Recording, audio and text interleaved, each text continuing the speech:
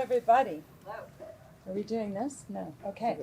My name is Amy Seidman, and I'm the founder of Noble Profit, and we're building BFLO. And I'm so honored to be an EcoHero today at Hack for Earth and to be collaborating with all these amazing people and to look forward to the data visualization that's coming out of Drawdown, and privileged to be a part of Buckminster Fuller. So thank you. It's been an amazing opportunity to work with such talented people. So I'm going to tell you just a bit about our project. So BFLO, when we started looking at working with Noble Profit and creating a marketplace, saw a really complicated problem with data in the sustainability space. And when we start really looking at it, we need an easy way to track, verify, and manage those sustainability claims, because we have this massive, massive movement of money. $1 out of $4 is going into ESGs because people are finally waking up and they're realizing that the flow of money needs to be put to more noble purposes, and the resources of our planet are finite, and how can we be doing better things? And so businesses are really trying to differentiate themselves.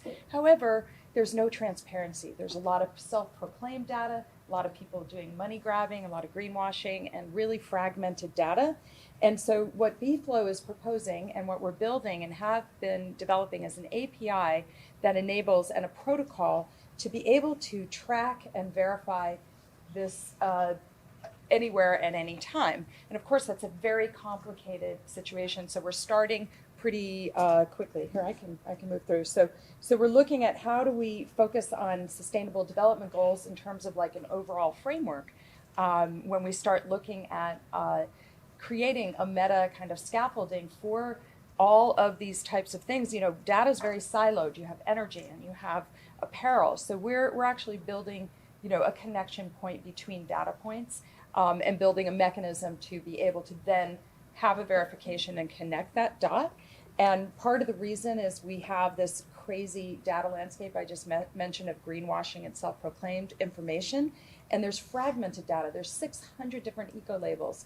There's many different frameworks. And when you start to really try to create a standard for everything, it doesn't work, because you really need to have the diversity like you would biodiversity, because we have different cultures, we have different measurements, we have different opinions, we have different industries which actually behave differently. So it's really makes sense to have some of these different things, and we're not going to turn, you know, a massive ship by all just demanding. We have to kind of meet the market where the market is. So through our system is looking at how do we develop across sourcing, due diligence, creating a really solid path for environmental compliance and social governance, and really help out with some of the pain points of managing that data.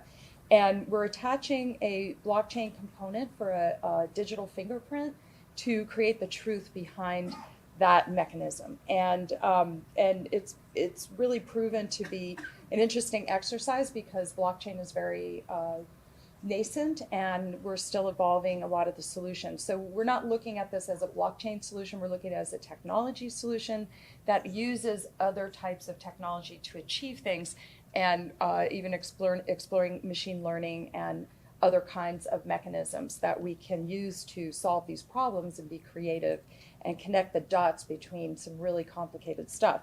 And so why don't we go into the platform piece. So during our visit here, I had the privilege, I want to just first of all thank the amazing team that we have tonight.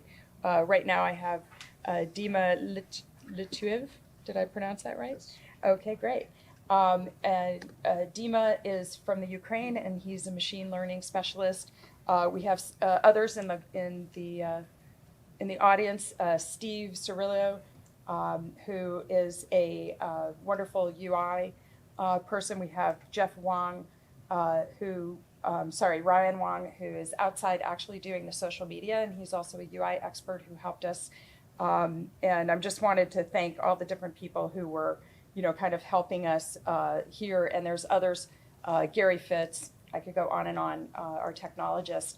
And some of the people that will help us in the future that weren't able to attend. So Hack for Earth has been a really great thing for us.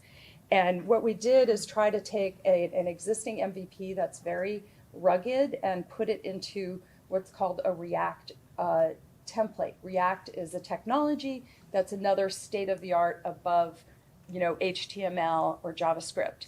And so we put together the reporting functions, and so this API exists, and basically the ability for someone to create a report and then pick their SDGs. And we had a much more clunky kind of interface where Ryan helped us make something a little sexier. We're still working through that. And so when you start to pick your targets, you can go dig in a more robust interface. Thank you. Sorry. And then a drag and drop. I actually need Steve up here to show us how we're doing the drag and drop. So basically you would be able to take your files and kind of drag and drop them into a window.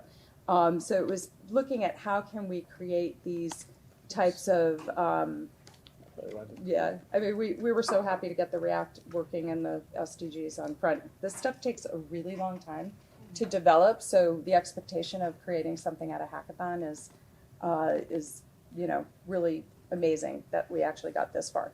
So really grateful for the people, and part of what we learned at Hack for Earth had to do with creating conditional different kinds of databases using the one that we have and adding. Do you want to speak for just a second? He's going to present afterwards on something else, but we were looking at how do we kind of add a more robust feature to our database so that it can be more useful for machine learning. And it requires reformatting what we had started with. So part of the learning exercise that we got out of this was another way to think about our data so that we can be more robust. And currently we've been working through use cases and examples that have ranged from carbon offsets from trees to an apparel company, which I'll show another slide, where they have a combination of organic cotton farmers as well as the working with nuclear family businesses, and that's indigenous designs, different CSR, corporate risk management. How could this work for looking and behind investment portfolios, due diligence, tourism, all different kinds of things. And so one deeper example is indigenous designs has organic cotton farmers, so you are supporting small businesses. These are all targets in the drawdown book of what will help climate change, and it's really not big ag, it's small ag. We have to have small organic farmers, small businesses are all the root, educating women, girls. Who would have known that that would beat energy? That's just an amazing thing that we can, help humanity, and we can actually facilitate moving people into the next level where we can all help each other and help the planet. So the other part of that is that indigenous clothing works with nuclear family businesses in Peru, and that's one woman who engages her artisan friends. And now we have bringing people out of poverty, employing women, creating artistic collaboration together in a group where you have socialized setting and people are not in slave labor sweat camps. So we're developing a system that can help keep track of that minutia around it, and what are all the certifications, and how do you actually create a system that that there's truth behind it and that you can have confidence in the product, so when it ends up in that store that's on the S&P 500, that there's legitimacy behind that store and the kinds of products that they're putting. So when we start looking from investor all the way to the boots on the ground, we need to have that transparency. So we're looking across industries, we're looking at how we can integrate different blockchains, and I guess we could switch to the ask. Our ask, it's been a blessing working, with John and with Amanda, and our ask would be, we want to finish this completion of our React template and our integration into our next level of technology. We are looking for more technology team members, so it's been wonderful to meet the people here. Of course, the funding for doing the React would be really helpful, and some data visualization. And we're looking at pilot programs, businesses, governments, cities, who would like to be a first mover with BFLO, who would like to differentiate themselves, be disruptive of the new paradigm, and create an equanimity around data so that everybody benefits. So I want to thank everyone for having us, and welcome to the new future with BFLO. So, thank you.